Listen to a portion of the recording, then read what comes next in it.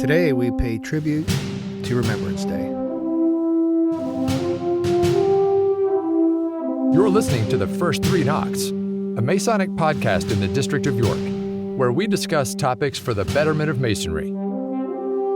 The opinions discussed in this podcast are those of the individual and do not represent the views of Grand Lodge or any other Masonic body. Now, here are your hosts. Well, good afternoon, brethren. Good afternoon. We are here in our home of the Rising Sun in the Aurora Temple. I am your co-host, Brother Gino Scovio, Junior Deacon of the Rising Sun, alongside here with your co-host, Worshipful Master Bert Tellier, also of the Rising Sun. And it would be, dishonorable if we don't announce our amazing, talented producer and good friend, Brother Steve Sprott from Zaradetha. Thank you, Gino. All right. Happy to be here. Always happy to be with you guys. Yeah. So today we're discussing and paying tribute to Remembrance Day. Yeah. Very solemn topic. Very solemn topic. But very worthy of a discussion point at this time of year. Mm-hmm. We just had our lodge night on Thursday, and we had our remembrance ceremony for our fallen brethren, and of course paid tribute to all those who have served and those who paid the supreme sacrifice for our freedom. And, you know, Gino, I was thinking about this over the weekend here around having gone through that ceremony and that reflection, and I can't think of anything that is more Masonic than people standing up and fighting for our rights and freedoms to preserve our way of life. Mm-hmm. You know, I couldn't think of anything that would be more Masonic than that. I mean, there's so many people, certainly in Canada and of course the United States and across the world and Britain and beyond, that went through hell for us to be here today, to have a privilege to have a point of view, a privilege to be able to debate and disagree and share that point of view without repercussion. Yeah. I mean, it upon reflection, to me, it's just about the most Masonic thing I could think of, honestly. And it's also a sad time. Yeah. You know, to think about what's happened to our fallen brothers. We've had two that passed in our lodge in this past year, mm-hmm. and that was difficult to say goodbye. And then you couple that with just the sense of sorrow from those who sacrifice so much for us to have the privileges that we do today. It's definitely a worthy topic. Yeah, 100%. And I would echo those sentiments. Also, again, it's an amazing, really lovely ceremony to be in lodge and to watch, and I always get goosebumps from it. Because it means quite a bit, you know, again, losing your own members of the lodge, people you knew and people you very much respected and I guess even tried to aim to be a little bit alike. Mm-hmm. And then those who we didn't get to meet, who again fought for our freedom. Yeah. That, like you just said, gives us the right to do the things we do Masonically and outside of Masonry. I was watching a Remembrance Day thing on TV the other day, and it was an interview with, I think, a World War II soldier who survived. Right. I think he was about 93, 94. And the interview person called him a hero, and he welled up with his tears. It even got me a bit. I might get choked up here, course, but yeah. He said, "I'm no hero. I came back." Yeah. The heroes were the ones who didn't get to come back. Right. And wow. That's tough, huh? Yeah, that's tough. When you think about that, right? Yeah. But like you said, they paid the ultimate sacrifice, and not because they had to. It was because they wanted to. Mm-hmm. They wanted to be able to live free, to go about their day how they saw it fit, and to live the best life that they could. Yeah. And then do that, give that sacrifice to allow the generations to come to be able to do that. And look at where we are today because of those amazing men and women Yeah, and in society, it's easy to take it for granted, isn't it? Because it's kind of our daily way of living. It's just a way of life. And I'll share a little story with you. I was preparing a bit for the podcast today, and I was with my youngest daughter last night, and I asked her to help me look up some Masonic military facts. So she's on her laptop, and we're going through some of this information, and I asked her just read it to me, and I'll take down some notes, and she'll practice her reading, and maybe she'll get a little bit of history. Yeah. And inevitably we end up on World War II, and the involvement of Canadians in the war, and Americans in the war, certainly the British in the war. And unbeknownst to her, is why we were at war. The rise of Nazi Germany and the attempted extermination of a race. Very heavy topics for a young girl, but certainly she had the interest to know and wanted to know why that would be the case. And it really struck me last night that it was hell.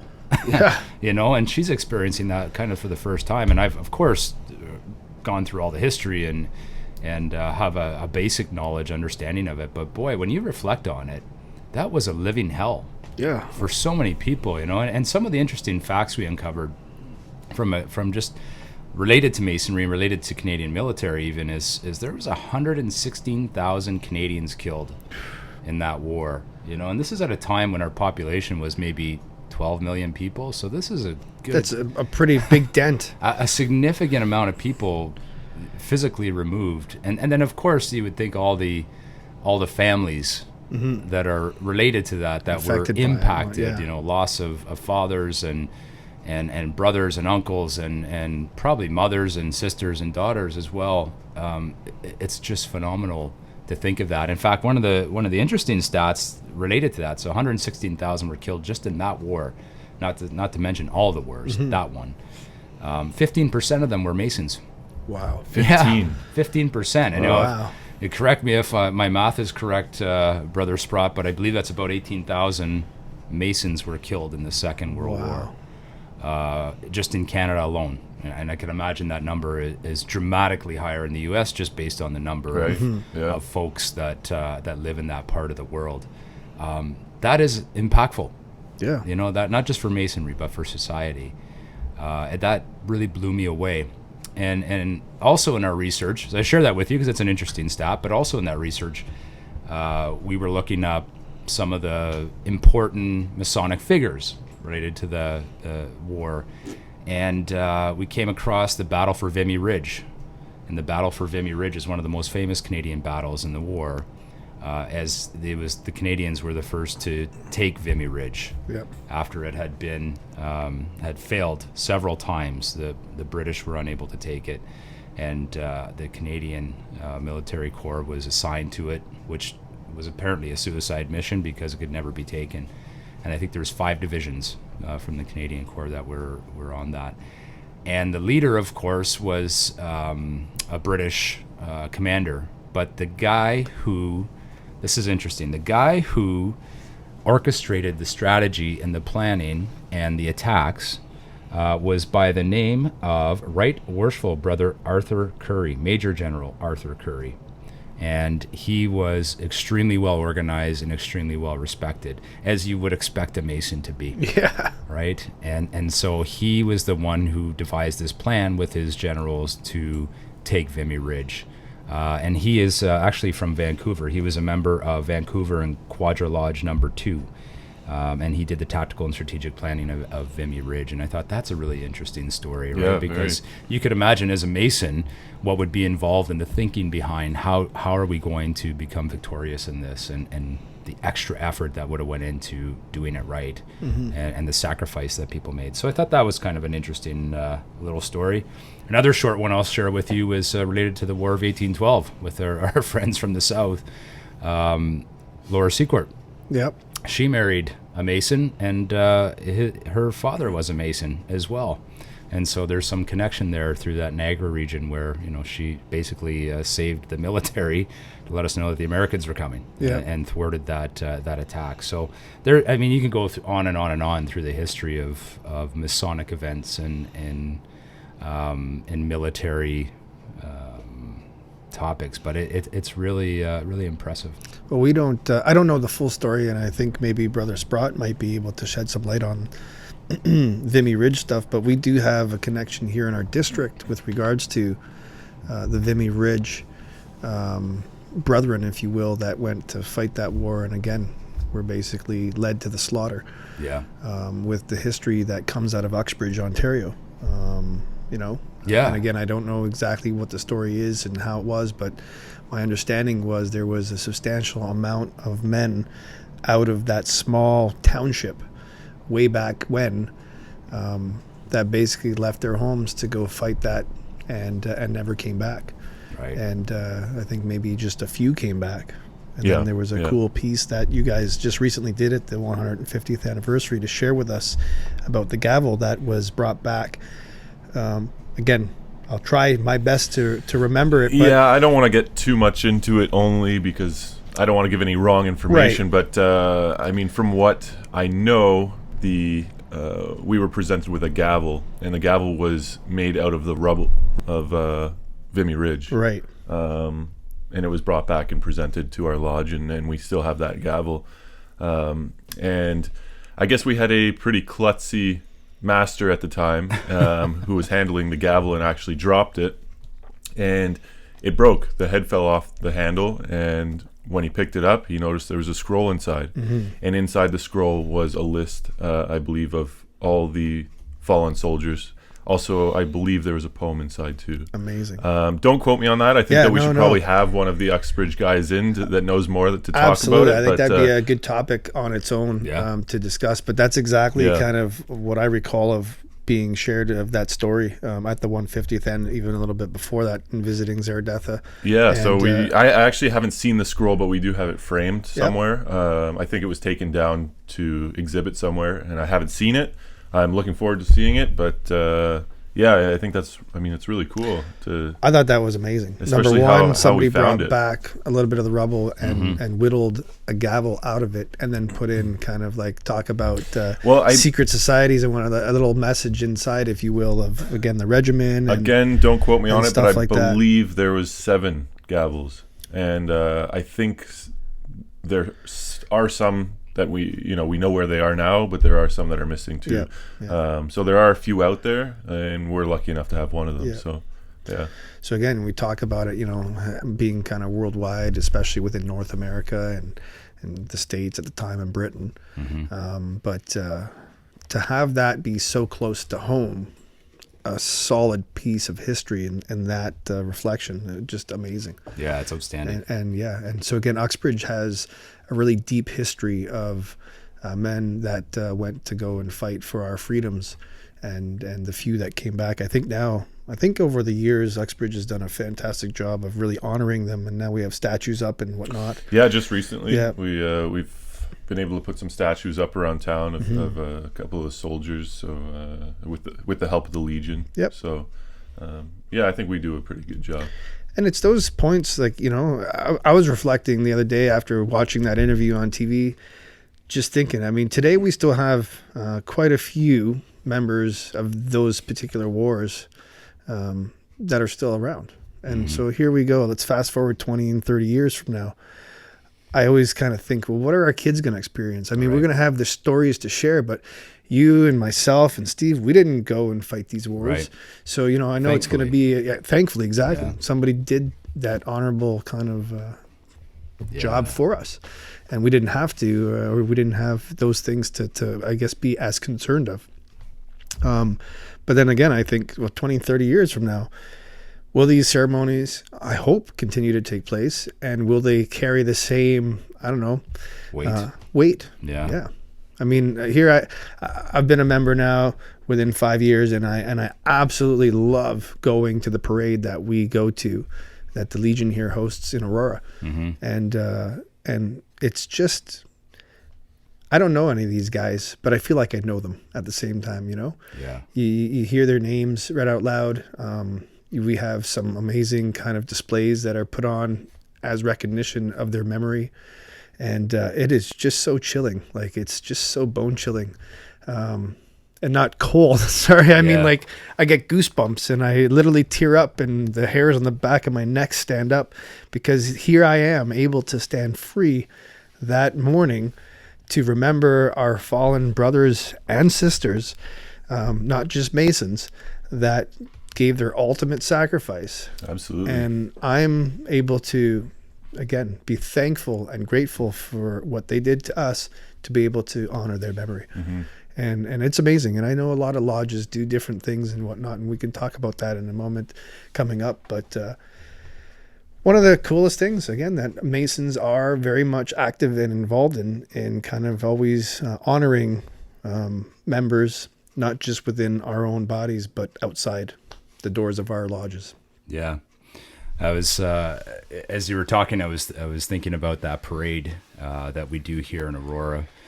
Our lodge, the Rising Sun Lodge, and others are always invited to join us as well. We do march over to the Centipath here in Aurora, Ontario, along with other organizations, and pay our respects to those who paid the supreme sacrifice. And there's one story related to Aurora that's always found fascinating, and that is Captain Arthur Roy Brown, who was a Mason and was from this part of the world, and I think also Peterborough, if I'm not mistaken. He was the guy who shot down the Red Baron. Oh, wow. He was a Canadian flying ace who was accredited for shooting down the Red Baron, and he was Unreal. a Mason as well. And it's kind of a cool story because it comes up when you get to the Centipath, and you know, his name is there as well.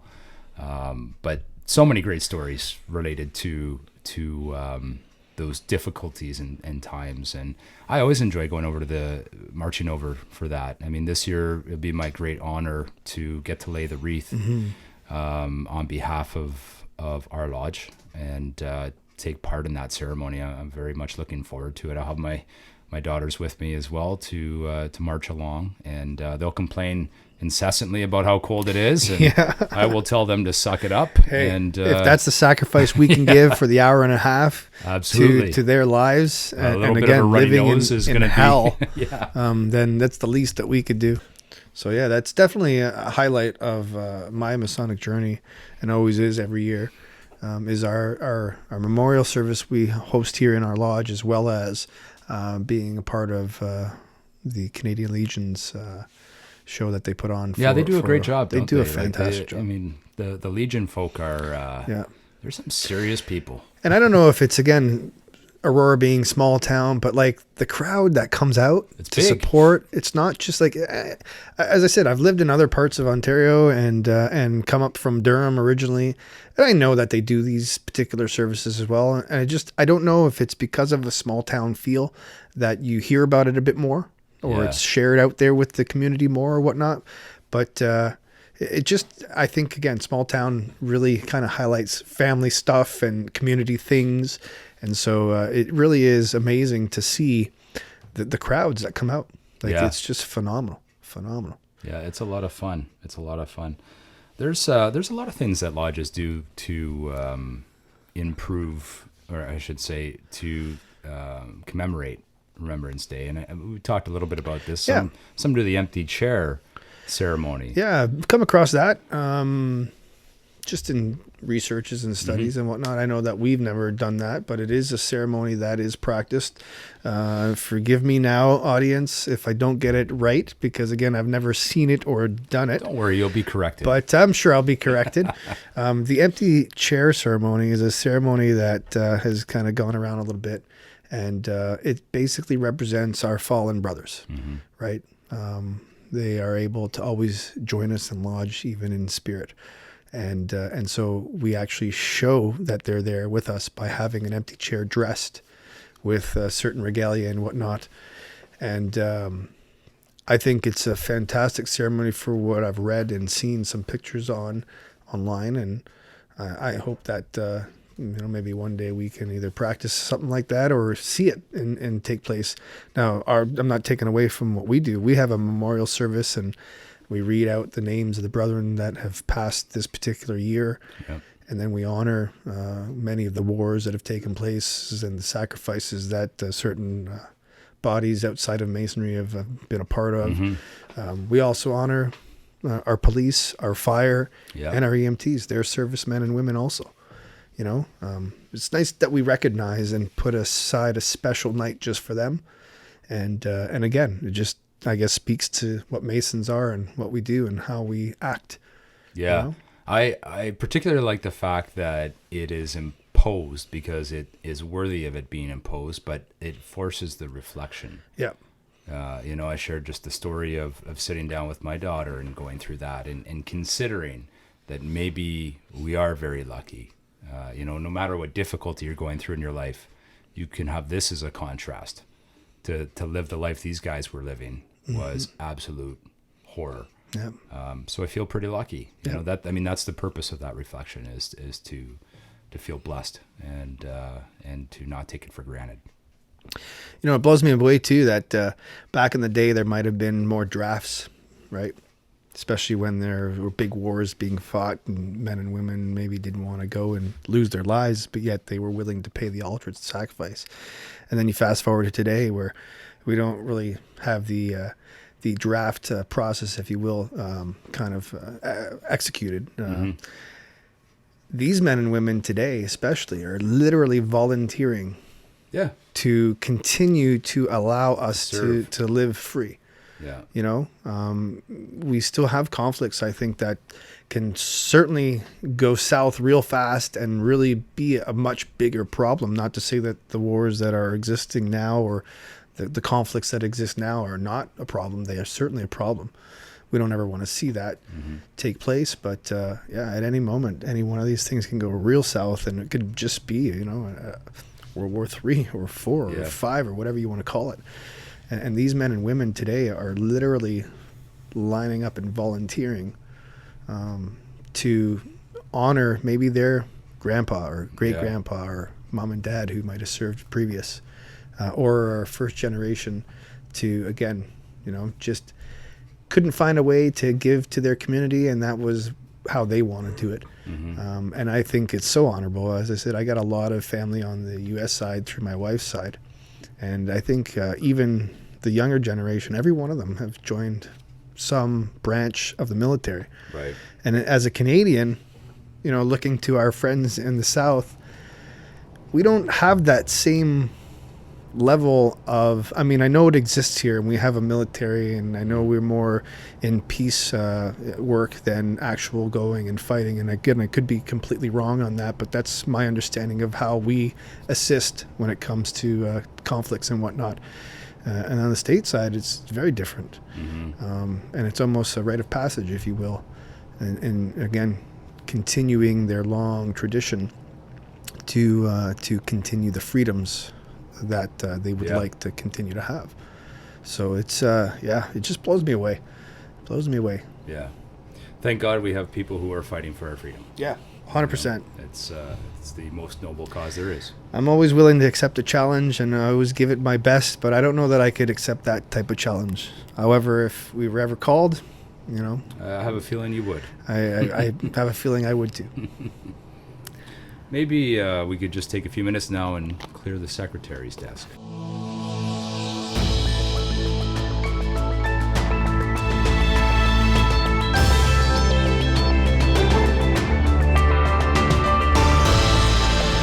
So this week, November 12th, we have Sharon Lodge official visit. Banquet is set to be done early, and they are planning a first degree. Tuesday, November 19th. This is an interesting one. This is the Lodge of Instruction being held at Malone Lodge by the custodian of the work. And they will be covering the work for each degree. So this is an excellent opportunity to really further your ritual work. Registration is at 6 p.m. First degree will be covered at 7:10 to 7:40, second from 7:40 to 8:10, and third from 8:10 to 8:45. And this is for all Master Masons. Excellent. So definitely, if you are a Master Mason, this is one you don't want to miss. Not too long after Saturday, November 23rd, as we get into the holiday and Christmas seasons coming, we start to see a little bit of galas and events take place and just kind of social gatherings, if you will. Malone Lodge and Roland Lodge are combining their efforts to host their annual Ladies' Night. It is by ticket only. They won't be sold at the door, so you'll have to get a hold of Malone or Roland Lodge if you'd like to get those tickets. The cost is $60 per person. There's a cocktail and reception hour around 5:30. Dinner starts for around 6:30, and then there'll be dancing. I'm sure there'll be some maybe some awards and such that are passed around. There'll be, I believe, a cash bar as well, and that's going to be held up in Sutton. So again, if you would like to go out, bring your ladies. That's what it's about. It's our way of saying thank you for letting us out and doing all the things and supporting. Exactly, right? Yeah. And it's a wonderful thing. I've been to one of the galas, and it's been fantastic. So take advantage and get out there. Then jumping into the installations, November 27th, Wednesday, is Richardson Lodge installation ceremony. And looks like that's an early banquet at 6:30. That'll be in Stouffville, and one of the important events of the district. All right. Just going back a little bit to some of the meetings that's taken place this week. Union Lodge is hosting their memorial service. So, talking about remembrance and whatnot. If you haven't gone out to see any of the lodges within our district, they are hosting a memorial service. And that meeting starts as their regular meeting, 7:30 sharp. Following that, we also have Simcoe Lodge also meeting on the 11th. They have a second degree plan, but they're also going to be planning a Remembrance Day service as well. And Simcoe is... That's pretty unusual to have the Lodge Day on Remembrance Day. Yeah, it is very unusual. Again, we were just having a Wards Association meeting, and it was talked about that there were a couple lodges that have the fortune, I guess, if you will, that they are going to be... actually having their meeting night on Remembrance. So they were asking if there was any particular thing that they should follow a protocol and whatnot. No. If there's a remembrance service they wanted to pick and work with, by all means, go right ahead and do that. We're going to fast forward here a bit. Sorry, I don't mean to be all over the place, but we do have a Travelers Night, a tribute to Fellows of the Craft. It is going to be held on Wednesday, November 20th at the Thornhill Masonic Hall. It is hosted by Doric 316, some of our brethren in a different district or neighboring district. I know the First Three Knocks is going to be there. It's also sponsored by Fraternal Ties, which is a great small organization. You can get some pretty cool ties. And Malvern Garage Limited are the main sponsors there. $20 a ticket. There's going to be amazing foods of different ethnicities there. Local craft beer. I'm looking forward to that. And again, some cool Masonic neckties. We'll have some t-shirts for sale and be able to visit with some of our fans out there. So that'd be kind of cool. So again, if you wanted to join us there, you do have to RSVP, I believe. And it's John Paul Gomez who you want to get a hold of at Doric 316. I believe we met John Paul at the Scotch Night. We did. He was at the Zerath, the Scotch Night. Great guy. And he's actually the master of Doric this year.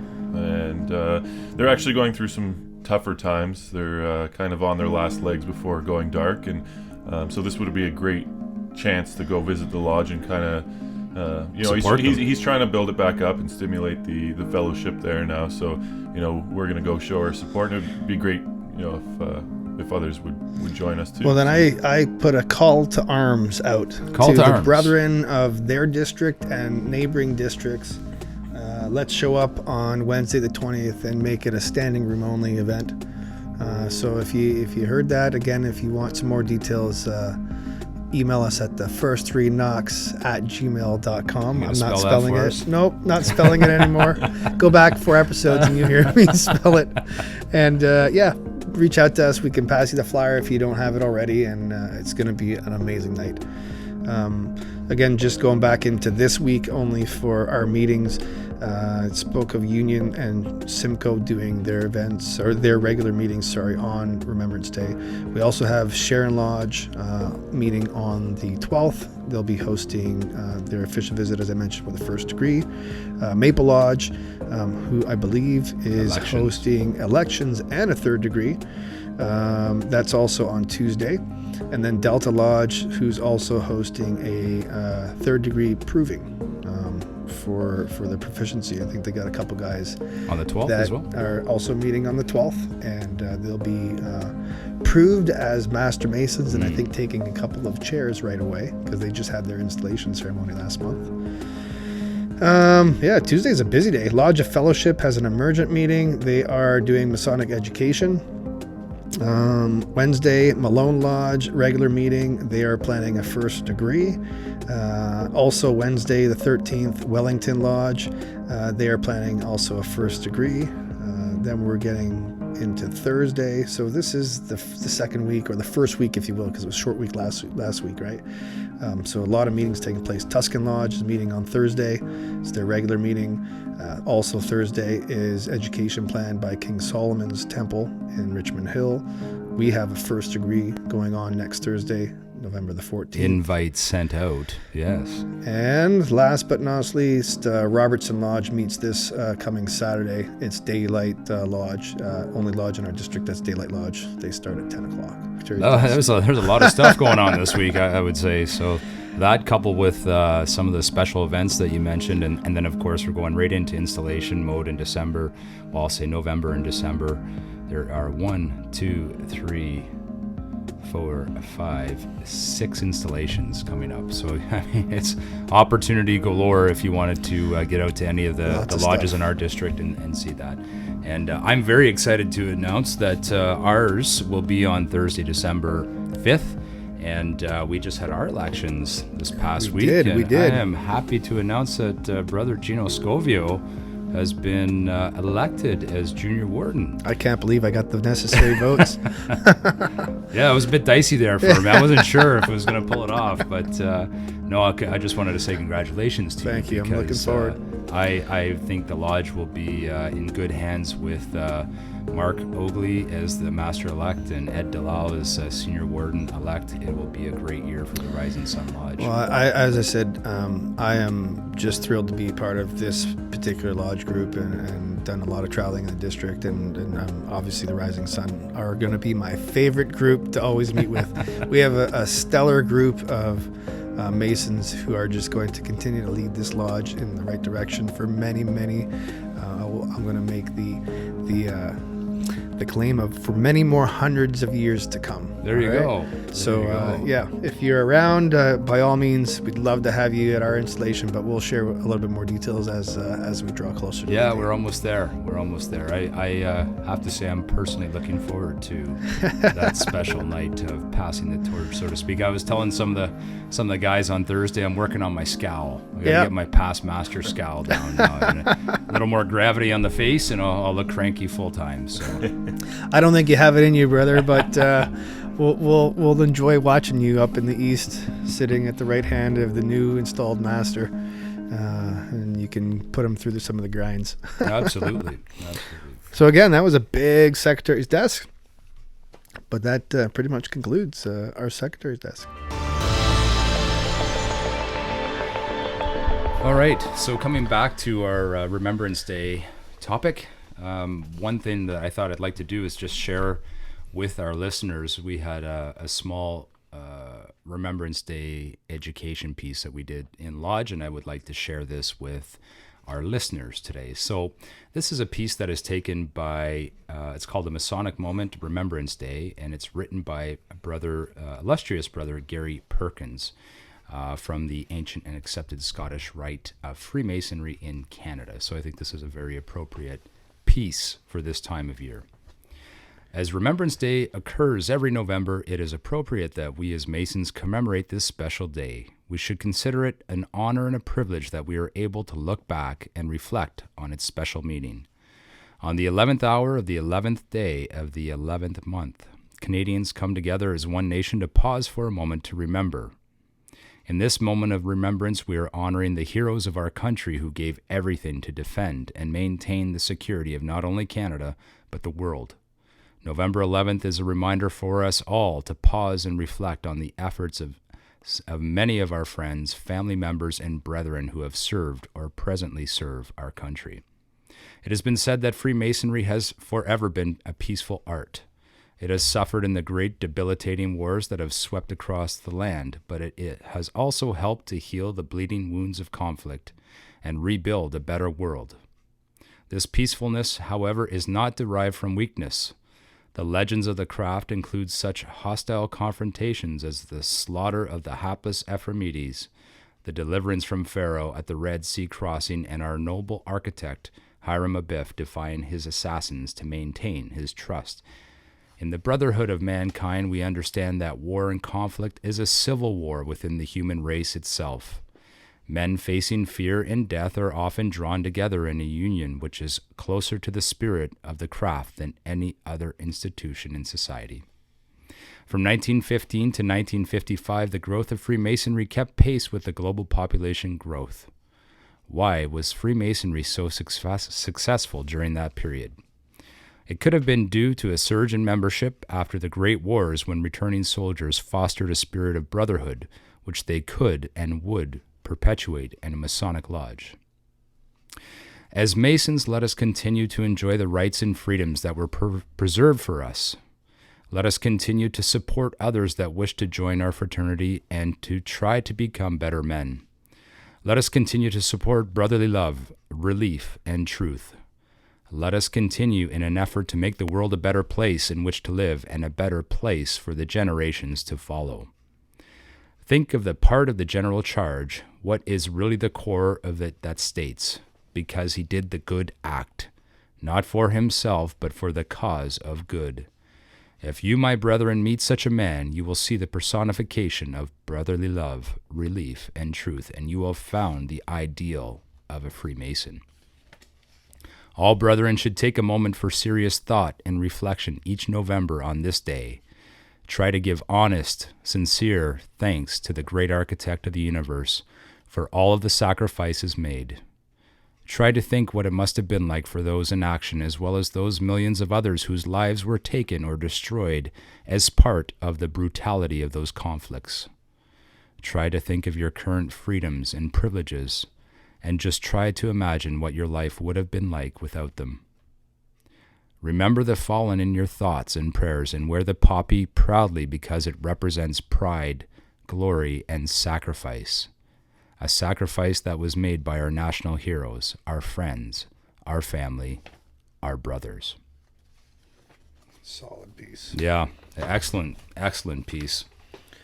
That was a great education piece that you found and brought to us there on Thursday night. And again, a lot of amazing words and really gets you thinking and moving. So yeah, it was well written. It was well thought out by that brother. So it was, I think, an appropriate piece to share with not only our lodge, but definitely the listeners as well on this important day. So I have a poppy protocol. Maybe we should just quickly go over that. All right. The coquelicot in French, they call it. Let's cover the poppy. So we got some really good information again with the Royal Canadian Legion, and they shared with us the proper protocol on how to wear the poppy, which is kind of that red flower, if you will, that we put on our left breast. A poppy should never be worn on a collar, even if collar obstructs the part of the poppy. So in Masonry, officers wear collars, and you should never put the poppy on the collar. Mm-hmm. All right. 5 things to know about poppy protocol, as recommended by the Royal Canadian Legion. The lapel poppy should be worn during remembrance period from the last Friday in October until November 11th. Sometimes you might see some folks out there wear the poppy within the entire month of November. Proper protocol suggests that once Remembrance Day has been completed, your poppy should go to a safekeeping place, and maybe you could recycle it for the year following. However, it's always good practice to purchase a new poppy every year, because those donations go to the Canadian Legion. They're the ones who sell those, so some little good safekeeping of practice, if you will. The lapel poppy should be removed following the end of Remembrance Day. So again, after the completion of the ceremony that you might be a part of, or at the end of the day on the 11th, it is suggested to remove the poppy. The lapel poppy should not be affixed with any pins that obstruct the poppy. So as Masons, some of us like to put the square and compass with the Canadian logo in the middle of that poppy, and that's not considered proper. Okay. Good to know that. I actually was just putting that on Thursday that way because I saw a few guys do it. Yeah. So obviously I didn't read this beforehand. I should have. So it is not appropriate. The Well, you poppy think it's is a good symbol idea on its because own. sometimes they fall off so easily. So to put a pin in there, I mean, it's... Well, that's why I did it, right? Especially at Lodge with having the collar. I didn't want to put Yeah. it on the collar knowing that that was not the appropriate place to put it. And I didn't want it to slide off because when you're adjusting things all the time, a little pin could slip out. But so apparently I was doing that wrong. Something to think about for next year. The Legion also encourages wearing the poppy at funerals of veterans for any commemorative events such as memorial services or anniversaries of the Battle of Vimy Ridge. So again, I know in our district we'll have a lot of lodges. I imagine outside our district as well that will still have Remembrance Day ceremonies or memorial services, if you will, within the month of November. And we talked about this again at the Wardens Association, where even though we've passed the 11th day of November, if you still host your Memorial or Remembrance Day service within the month of November, you are still able to wear the poppy to that particular event. And that's really nice to see that the Legion also has suggested to do so. It is really honoring our fallen brothers and sisters. And the poppy should be worn with respect on the left breast closest to the heart. So basically that's, again, I would say common sense protocol, if you will, but just to think about that. Good to share that. One interesting topic related to the poppy, I can't truthfully confirm this other than I have been told by members of the Legion that related to the topic of wearing the poppy, of course, they tend to stab you, they fall off, they're not the Legion, the poppies. The poppies. I haven't been stabbed with the Legion for a while, I must say, but when you're reaching for those pickled eggs sometimes, there's some hungry folks there. But I've been told that is by design, and that is actually so that we remember. To take it off. We remember the sacrifice. Oh. Right? And I know I was talking to my mother about this because she was putting a safety pin into it so that it would stay on. And I was explaining to her that I think it's supposed to be that pin because that it will come off and you need to make sure that it's there. And also, of course, it picks you at times, and that's to remind you of the sacrifice that was made. So I put that out there. Maybe if somebody who's more expert in this space, somebody from the Legion perhaps could confirm it, but that was my understanding as to why that is that way. So for those of you out there who were kind of complaining about that being picked by the sense. poppies, there's actually a reason behind it.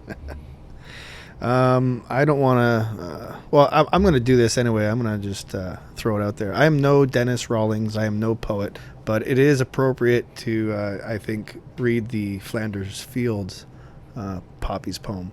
And that's often read at all Remembrance Day ceremonies. It was written by Lieutenant Colonel John McCrae, and this is the poem he wrote, and we recite this pretty much every Remembrance Day. In Flanders fields the poppies blow, between the crosses row on row, that mark our place, and in the sky the larks still bravely singing fly. Scarce heard aimed the guns below. We are the dead short days ago. We lived, felt dawn, saw sunset glow, loved and were loved, and now we lie in Flanders fields. Take up our quarrels with the foe. To you from falling hands we throw. The torch be yours to hold it high. If ye break faith with us who die, we shall not sleep, though poppies grow in Flanders fields. It's a beautiful piece. Yeah. A beautiful piece. So, I think with that, that's our offerings of what we can share with you and how Masons try to honor and I guess remember Remembrance Day and certain memorial service that we try to host. Yeah. We're no experts in it, of course, but an important event nonetheless. 100%. Maybe we'll, at this point, take a moment of silence for our fallen brethren.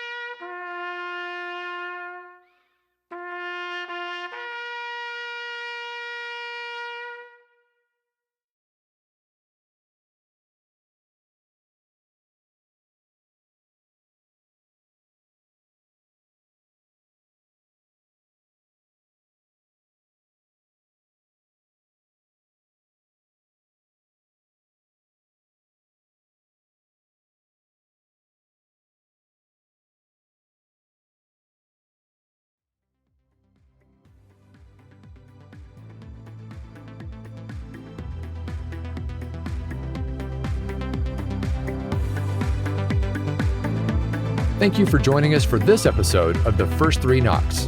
Happy to meet, sorry to part, happy to meet again.